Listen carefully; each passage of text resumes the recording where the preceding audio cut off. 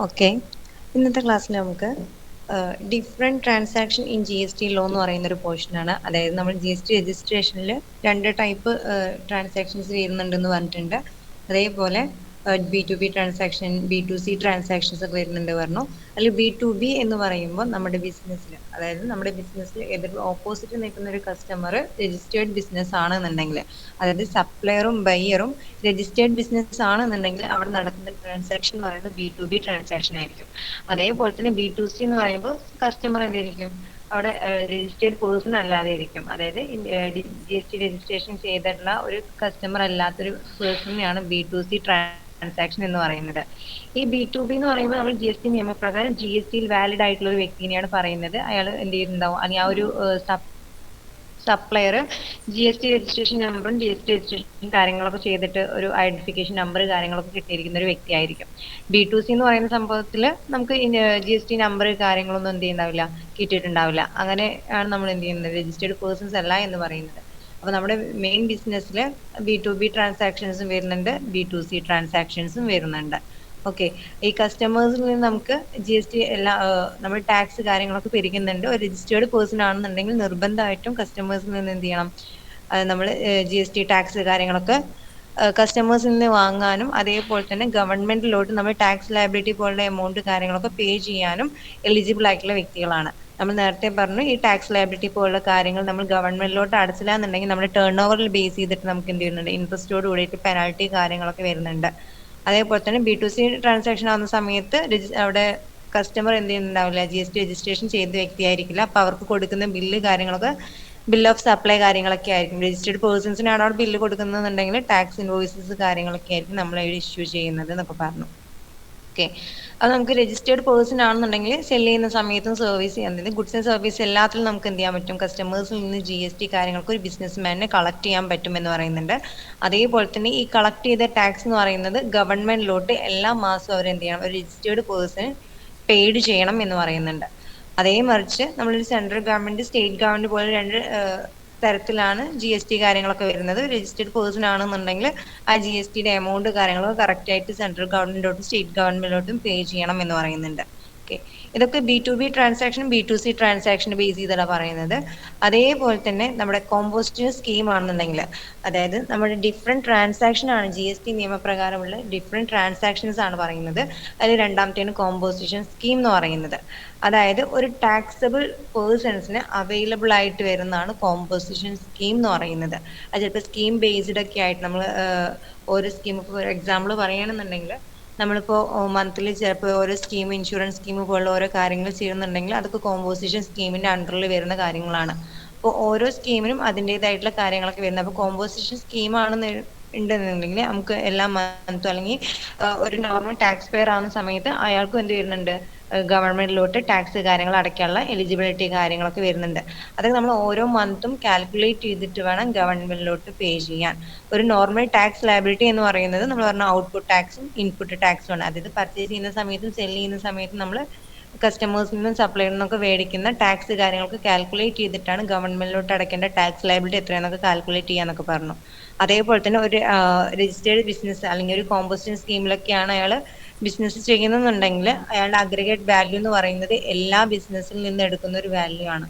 ഒരാൾക്ക് 10-15 ബ്രാഞ്ചസ് ഉണ്ടെന്നുണ്ടെങ്കിൽ ആ ഒരു 15 ബ്രാഞ്ചസിൽ നമ്മൾ എന്ത് ചെയ്യുന്നുണ്ട്, കാൽക്കുലേറ്റ് ചെയ്തിട്ടാണ് അഗ്രിഗേറ്റ് ടേൺ ഓവർ കാര്യങ്ങളൊക്കെ കാൽക്കുലേറ്റ് ചെയ്യുന്നത്. അതൊരു ഫിക്സ്ഡ് റേറ്റ് കാര്യങ്ങളൊക്കെ ആയിരിക്കും. അപ്പോൾ നമ്മൾ കാൽക്കുലേറ്റ് ചെയ്യേണ്ടത് നമ്മുടെ aggregate turn over value base ചെയ്തിട്ടാണ്. ഒരു കോമ്പോസിഷൻ സ്കീമിൽ വരുന്ന ടാക്സ് ലയബിലിറ്റി എന്ന് പറയുന്നത് അവരുടെ turn over into fixed rate എന്നുള്ള നിലയ്ക്കാണ് നമ്മൾ കോമ്പോസിഷൻ സ്കീമിൽ ടാക്സ് ലയബിലിറ്റി കാര്യങ്ങളൊക്കെ ഫോർമുലാസ് കാണുന്നത്. ഓക്കെ, ഇനി എലിജിബിലിറ്റി എന്ന് പറയുന്ന സമയത്ത് ഒരു അഗ്രിഗേറ്റ് ടേൺ ഓവറിന്, അതായത് നമ്മുടെ രജിസ്റ്റേർഡ് പേഴ്സൺ ആണെന്നുണ്ടെങ്കിൽ ജി എസ് ടിയിൽ നിർബന്ധമായിട്ട് ആൾ എന്ത് ചെയ്തിട്ടുണ്ടാവും, രജിസ്ട്രേഷൻ ചെയ്തിട്ടുണ്ടാവും. ഇവിടെ പാൻ കാർഡ് ബേസ് ചെയ്തിട്ടാണ് ഓരോ സ്റ്റേറ്റിലും എന്ത് ചെയ്യുന്നത്, അഗ്രിഗേറ്റ് ടേൺ ഓവർ കാര്യങ്ങൾ, ഈ ജി എസ് ടി രജിസ്ട്രേഷൻ കാര്യങ്ങളൊക്കെ ചെയ്തിട്ടുള്ളത്. ഒരു സ്റ്റേറ്റിൽ രണ്ട്, അല്ലെങ്കിൽ കേരളത്തിലൊരു ബിസിനസ് ആണെന്നുണ്ടെങ്കിലും തമിഴ്നാട്ടിലൊരു ബിസിനസ് ആണെന്നുണ്ടെങ്കിലും, അല്ലെങ്കിൽ എത്ര സ്റ്റേറ്റിൽ എത്ര ബിസിനസ് ഉണ്ടെന്നുണ്ടെങ്കിലും ആ ഒരു വ്യക്തിയുടെ പാൻ നമ്പർ ബേസ് ചെയ്തിട്ടായിരിക്കും നമ്മൾ എന്ത് ചെയ്യുന്നത്, GST രജിസ്ട്രേഷൻ കാര്യങ്ങളൊക്കെ ചെയ്യുന്നത്. അപ്പോൾ ആ ഒരു വ്യക്തിയുടെ പാൻ നമ്പറിൽ എത്രങ്ങാനും ബിസിനസ് ഉണ്ടോ ആ ഒരു ബിസിനസിന്റെ മൊത്തം കാൽക്കുലേറ്റ് ചെയ്തിട്ടാണ് നമ്മൾ അഗ്രിഗേറ്റ് ടേൺ ഓവർ കാര്യങ്ങൾ കാൽക്കുലേറ്റ് ചെയ്യുന്നത്. അവിടെ അഗ്രിഗേറ്റ് ടേൺ ഓവർ കാര്യങ്ങളൊക്കെ 1.5 കോടിക്ക് മുകളിലല്ല എന്നുണ്ടെങ്കിൽ നമുക്ക് എന്ത് ചെയ്യാം, ഒരു ഫിനാൻഷ്യൽ ഇയർ ബേസ് ചെയ്തിട്ട് പ്രൊസീഡ് ചെയ്യാം. അല്ലെങ്കിൽ അവർക്ക് കോമ്പോസിഷൻ സ്കീം കാര്യങ്ങളൊക്കെ എലിജിബിൾ ആണ്. 1.5 കോടിക്ക് മുകളിലല്ല എങ്കിൽ അവരുടെ അഗ്രിഗേറ്റ് ടേൺ ഓവർ കാര്യങ്ങളൊക്കെ ഒരു ഫിനാൻഷ്യൽ ഇയറിൽ 1.5 കോടിക്ക് മുകളിലല്ല എന്നുണ്ടെങ്കിൽ ആ ഒരു വ്യക്തി കോമ്പോസിഷൻ സ്കീം ബേസ്ഡ് ആയിരിക്കും എന്ന് പറയുന്നുണ്ട്. ഇനി അതേപോലെ തന്നെ സ്പെഷ്യൽ കാറ്റഗറി സ്റ്റേറ്റിൽ നമ്മൾ നേരത്തെ പറഞ്ഞു, നാഗാലാൻഡ്, മണിപ്പൂർ, മിസോറാം, അതേപോലെ സിക്കിം, ത്രിപുര, ഹിമാചൽ പ്രദേശ് പറഞ്ഞ സ്പെഷ്യൽ കാറ്റഗറി സ്റ്റേറ്റ്സ് ഒക്കെ ആണെന്നുണ്ടെങ്കിൽ അവർക്ക് വരുന്ന എക്സീഡ് എന്ന് പറയുന്നത് 75 lakhs ആയിരിക്കും. അതിന് മുകളിലേക്ക് അല്ലെങ്കിൽ അതിന് മുകളിലോട്ട് പോയി കഴിഞ്ഞാൽ, അല്ലെങ്കിൽ അത് വരെയാണ് അവരുടെ ലിമിറ്റ് എന്ന് പറയുന്നത്. ആ ഒരു ലിമിറ്റിലാണ് കോമ്പോസിഷൻ സ്കീം കാര്യങ്ങളൊക്കെ അവൈലബിൾ ആയിട്ട് വരുന്നത്. അതുപോലെ തന്നെ നമുക്ക് എത്രങ്ങാനും ബ്രാഞ്ചസ് ഉണ്ടോ അവിടെ എല്ലാ ബ്രാഞ്ചസിന്റെയും മൊത്തം കാൽക്കുലേറ്റ് ചെയ്തൊരു വാല്യൂ ആണ് അഗ്രിഗേറ്റ് ടേൺ ഓവർ എന്ന് പറയുന്നത്. രജിസ്റ്റേർഡ് പേഴ്സൺസിന് അഗ്രിഗേറ്റ് ടേൺ ഓവർ കാര്യങ്ങളൊക്കെ എക്സീഡ് ആയി കഴിഞ്ഞ് കഴിഞ്ഞാൽ, നമുക്കൊരു ഫിനാൻഷ്യൽ ഇയറിൽ എക്സീഡ് ആയി കഴിഞ്ഞ് കഴിഞ്ഞാൽ കോമ്പോസിഷൻ സ്കീം കാര്യങ്ങളൊന്നും എലിജിബിൾ ആയിട്ട് വരില്ല. ഓക്കെ.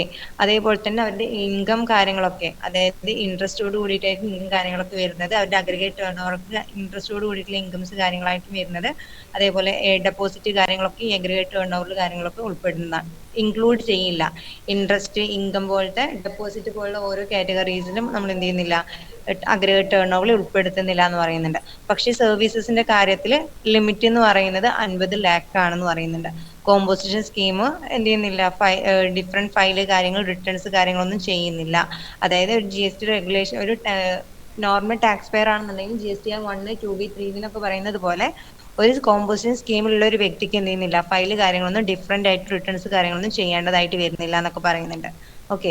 ഇനി ഡിസ്അഡ്വാൻറ്റേജ് ആണെന്നുണ്ടെങ്കിൽ, അതായത് കോമ്പോസിഷൻ സ്കീം അല്ലെങ്കിൽ GST രജിസ്ട്രേഷൻ അല്ലാത്തൊരു വ്യക്തിയാണെന്നുണ്ടെങ്കിൽ ആ ഒരു വ്യക്തിക്ക് കസ്റ്റമേഴ്സിൽ നിന്ന് എന്ത് ചെയ്യാൻ പറ്റില്ല, GST കാര്യങ്ങളൊന്നും കാൽക്കുലേറ്റ് ചെയ്യാൻ പറ്റില്ല അല്ലെങ്കിൽ കണക്ട് ചെയ്യാൻ പറ്റില്ല.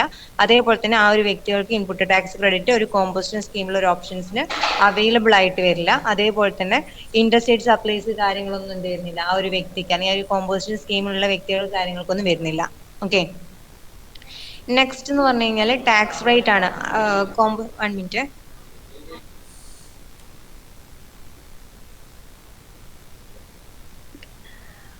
അതുപോലെ തന്നെ ഒരു കോമ്പോസിഷൻ സ്കീമിൽ അണ്ടറിൽ വരുന്ന ഒരു ടാക്സ് റേറ്റ്സ് കാര്യങ്ങളാണ് ഇവിടെ പറയുന്നത്. ഒരു മാനുഫാക്ചർ പേഴ്സൺസ് ആണെന്നുണ്ടെങ്കിൽ, അതായത് അവരുടെ ഒരു കോമ്പോസിഷൻ സ്കീം കാര്യങ്ങളൊക്കെ ഒരു മാനുഫാക്ചർ ആണെന്നുണ്ടെങ്കിൽ അവിടെ CGST, SGST റേറ്റ് കാര്യങ്ങളൊക്കെ വരുന്നത് 0.5% ആയിരിക്കും. അതായത് അവിടെ മെയിൻ ആയിട്ട് GST റേറ്റ് എന്ന് പറയുന്നത് 1% ആണ് ഒരു മാനുഫാക്ചറിങ് കമ്പനിക്ക് കോമ്പോസിഷൻ സ്കീമിന്റെ അണ്ടറിൽ വരുന്നത്. അതേപോലെ തന്നെ ഫുഡ്, റെസ്റ്റോറന്റ് സർവീസ് ഒക്കെ ആണെന്നുണ്ടെങ്കിൽ 2.5% ആണ് CGST, SGST വരുന്നത്. അതായത് മൊത്തം 5% ആണ് GST റേറ്റ് വരുന്നത്. അതേപോലെ തന്നെ other supplies, traders, agent, supply goods etcetera പോലുള്ളവർക്ക് 0.5% കാര്യങ്ങളൊക്കെയാണ് വരുന്നത്. ഓരോ കോമ്പോസിഷൻ സ്കീമിന്റെ അണ്ടറിലും വരുന്നത് എന്ത് ചെയ്യുന്നുണ്ട്, മാറ്റങ്ങൾ വരുന്നുണ്ട്. GST റേറ്റ്സ് കാര്യങ്ങളൊക്കെ മാറുന്നുണ്ട്. അതേപോലെ തന്നെ CGST റേറ്റ്, SGST റേറ്റ് കാര്യങ്ങളിലൊക്കെ വ്യത്യാസങ്ങൾ വരുന്നുണ്ട്.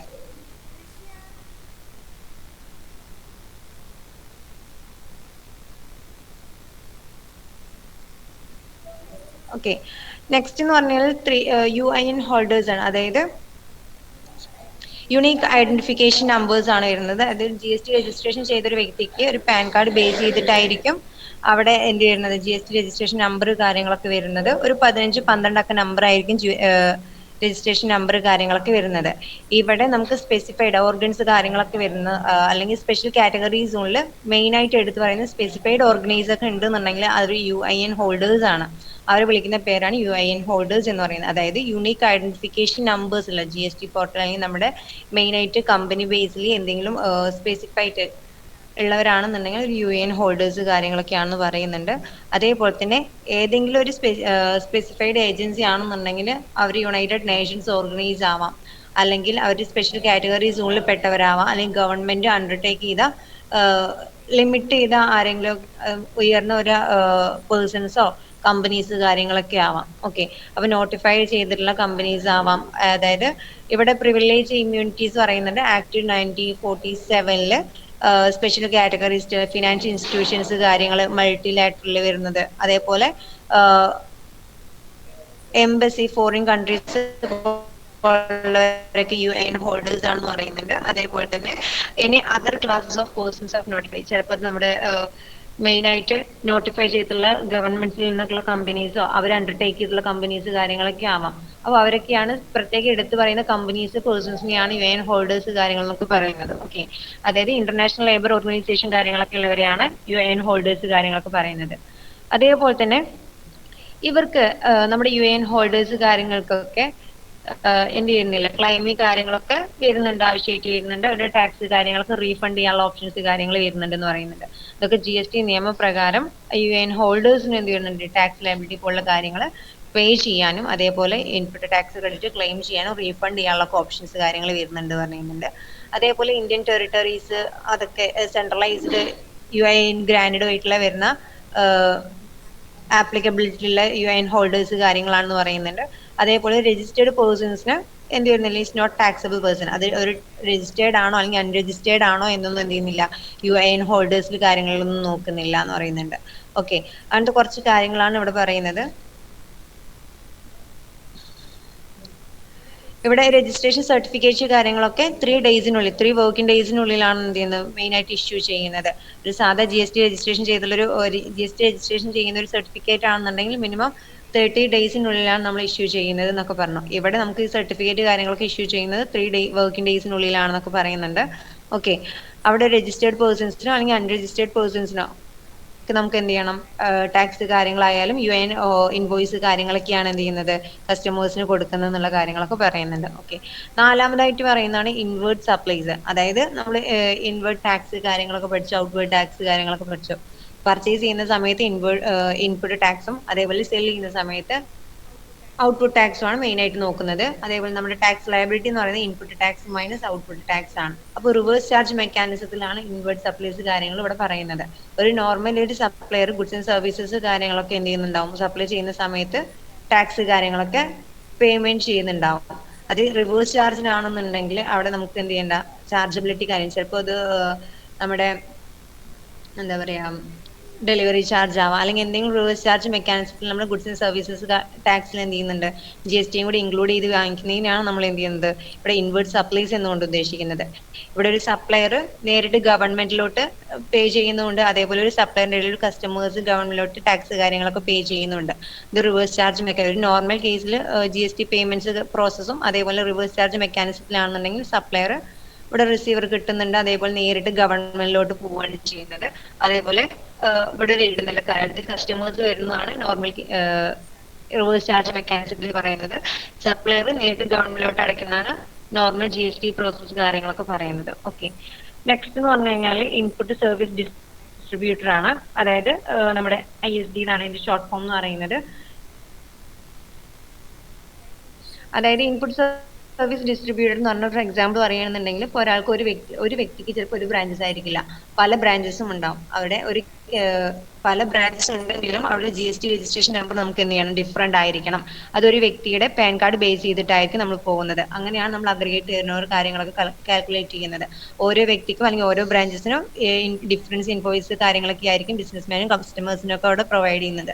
അപ്പൊ അവിടെ ഒരു ഡിഫറൻസ് എത്ര ബ്രാഞ്ചസ് അവിടെ വരുന്നുണ്ടോ ആ ബ്രാഞ്ചസിന് മൊത്തം ഡിഫറെന്റ് GST നമ്പർ ആയിരിക്കും ഉണ്ടാവുക. പക്ഷെ അവിടെ വരുന്നത് ഒരു പാൻ കാർഡ് ബേസ് ചെയ്തിട്ടായിരിക്കും. അതിനെയാണ് ഇൻപുട്ട് സർവീസ് ഡിസ്ട്രിബ്യൂട്ടർ കാര്യങ്ങൾ എന്നൊക്കെ പറയുന്നത്.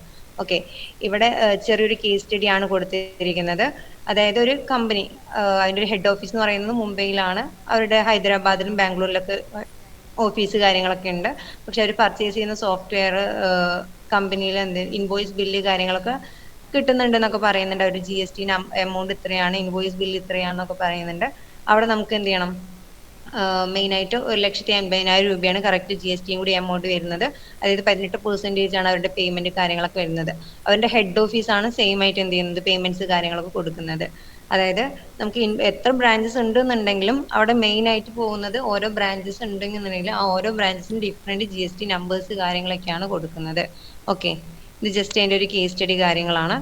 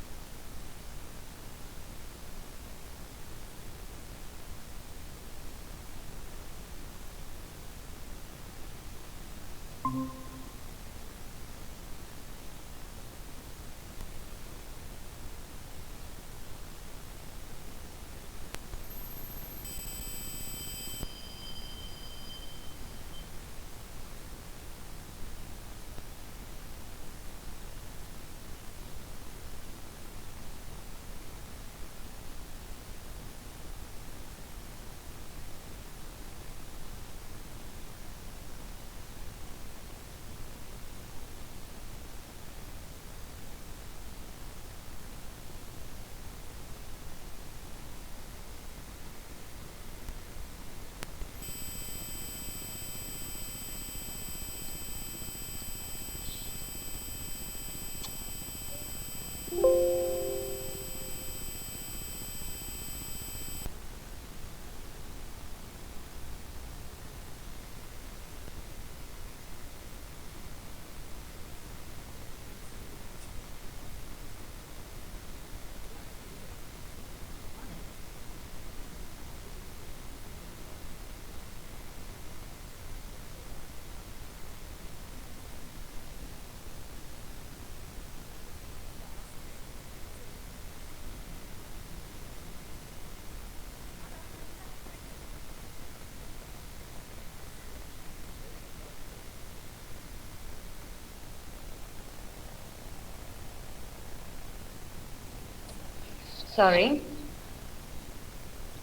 Okay.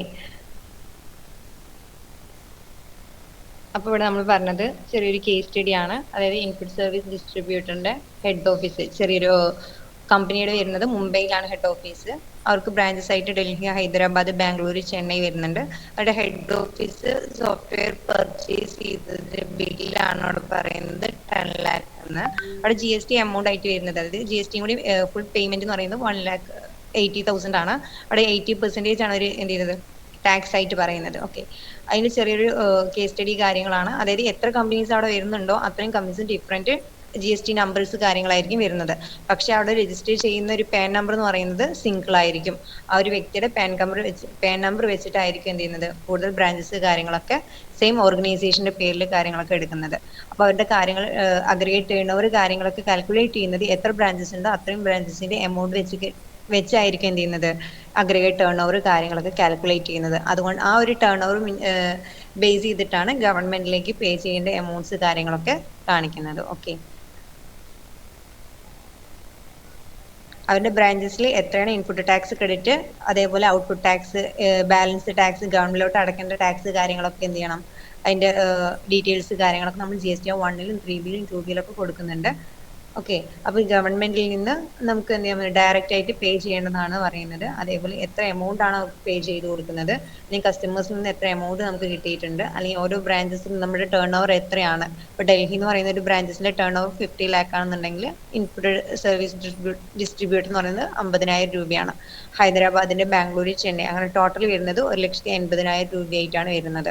ഇതൊക്കെ ഒരു ടേൺ ഓവറിന്റെ അല്ലെങ്കിൽ ഒരു ബിസിനസ്മാന്റെ അഗ്രിഗേറ്റ് ടേൺ ഓവർ വെച്ച് കാൽക്കുലേറ്റ് ചെയ്തിട്ടാണ് ഇൻപുട്ട് ടാക്സ് ക്രെഡിറ്റ് ക്ലെയിം ചെയ്യുന്നത്, ഡിസ്ട്രിബ്യൂട്ടറിന്റെ കാര്യങ്ങളൊക്കെ പറയുന്നത്. ഓക്കെ, എന്തെങ്കിലും ഡൗട്ട്